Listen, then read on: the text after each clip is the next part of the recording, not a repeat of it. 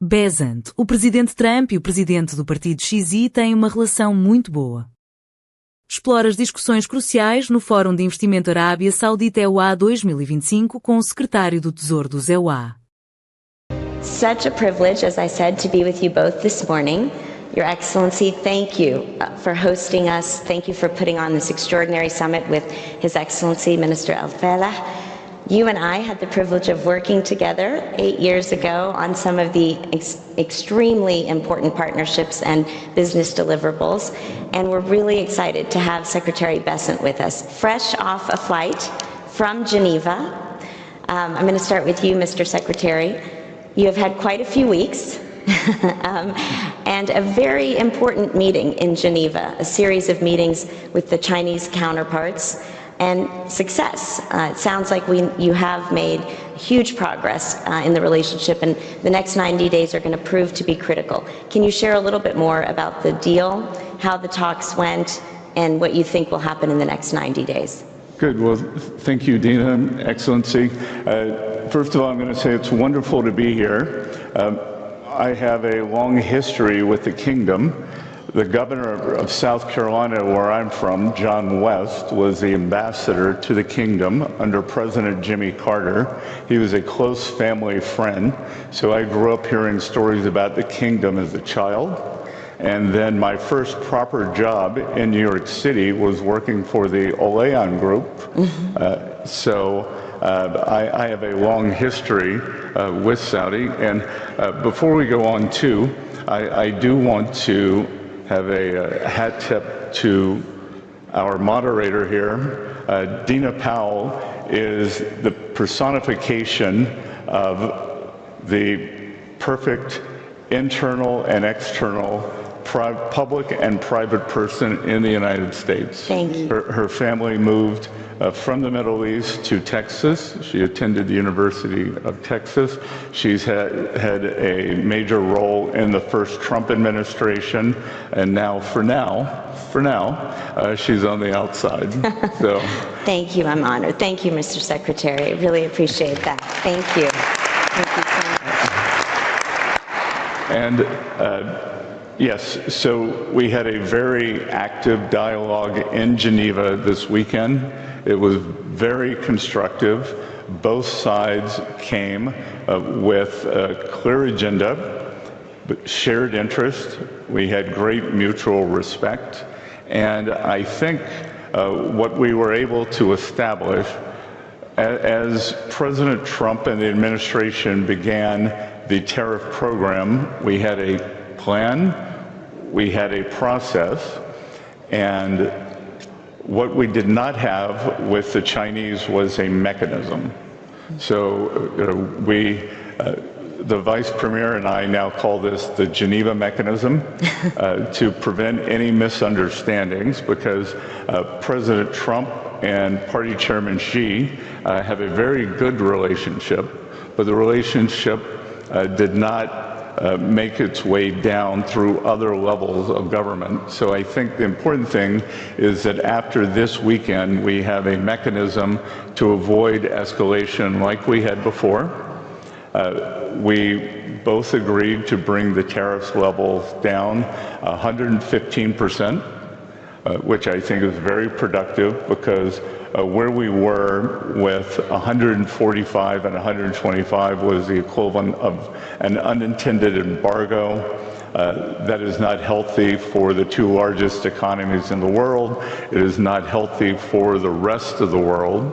So I think we can proceed from here. We have a very good framework, and as I said during IMF week in Washington about 3 or 4 weeks ago, there is a possibility, it's not a certainty, but that, as Ray Dalio might say, we could do a big, beautiful rebalancing.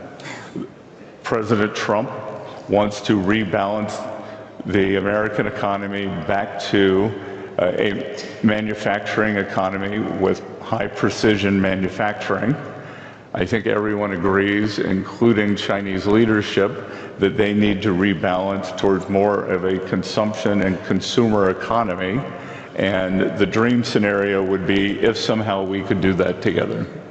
And what do you think the next 90 days look like? It sounds like very productive meetings and now people talking to each other, as you say.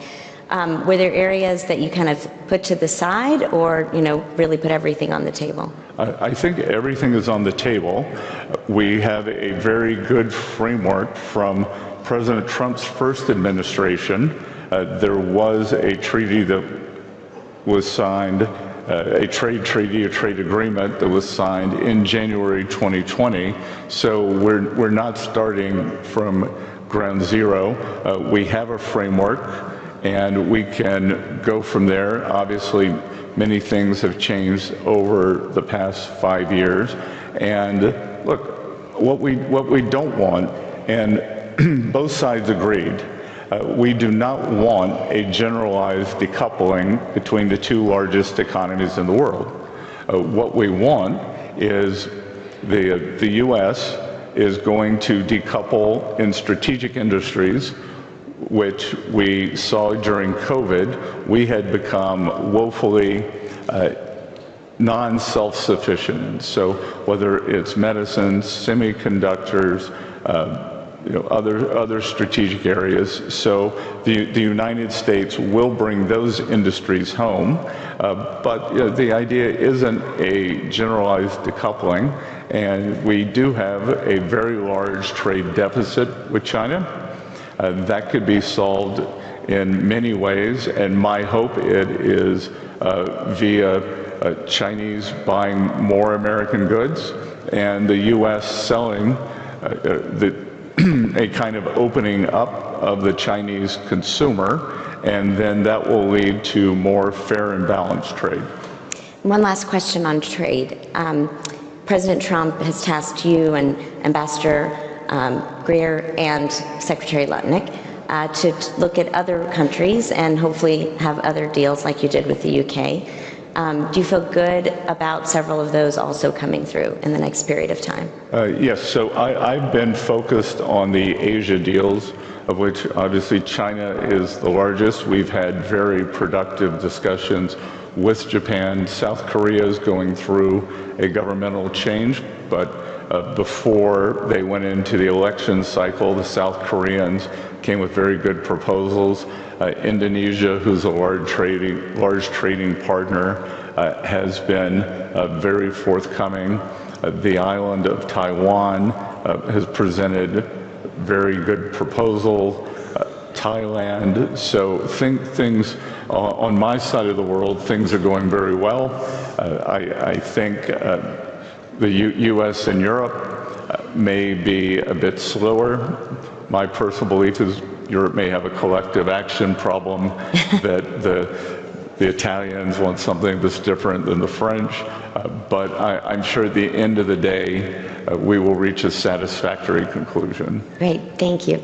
So Your Excellency, we were talking backstage about 2017, when really not many people in the world had heard about Vision 2030. And in 8 pretty short years, it's really remarkable to see all that the kingdom has done in social, economic, and political reform. You have been a key leader in diversifying the Saudi economy, in bringing investment here to the kingdom. Give us sort of, in your view, the status of Vision 2030 and the unique partnership between our two economies. Well, thank you very much, and thank you, Mr. Secretary, for being here and for really insightful thoughts. Before I answer the question, I just wanted to comment on His Excellency's comments. In Washington, I actually pushed His Excellency a little bit more than what I would usually in the IMFC meetings. And actually, there was a lot of wisdom in the room. There was really, it gave me a lot of hope, and I actually spoke about it publicly, saying that what I've heard in Washington, and particularly from His Excellency, gives me a lot of confidence that the world is not as in a chaos or in a difficult situation as a lot of people are seeing it. I think there is a plan, and hopefully we will see a resolution, and we started seeing this. So thank you, Mr. Secretary. And Dina, thank you also for all the support that you provided to the relationship. The Saudi-US relationship is, as His Excellency Khalid Farah mentioned, is 92 plus years old, and it gets stronger and stronger every year. And if you just look at the amount of investments from Saudi in the US, it's really significant compared to the size of an economy like Saudi Arabia. It's way, actually multiple folds of any other nation, i.e. any other nation we invest in. And the same the other way. There are a lot of investments from the US in Saudi Arabia, and particularly since the start of Saudi Vision 2030, we have seen actually a significant pickup. Saudi Vision 2030, and I'm sure a lot of the attendees here are aware of what Saudi Vision 2030, but in brief, it's really a long-term vision, a North Star, that actually for the last 7-8 years drove significant part of the society, if not all part of the society, towards one goal, which is transforming this nation economically, socially, and financially to a more sustainable path. We were significantly reliant on one commodity for an extended period of time, which was basically so volatile. So you have the booms and busts in the economic cycles depending on where the oil price is, and that was not sustainable. So when you have a leadership that actually sets a very clear vision, mobilize the nation behind it, people of Saudi Arabia then really owns it, and they see that actually this is their vision, this is their country, this is their transformation.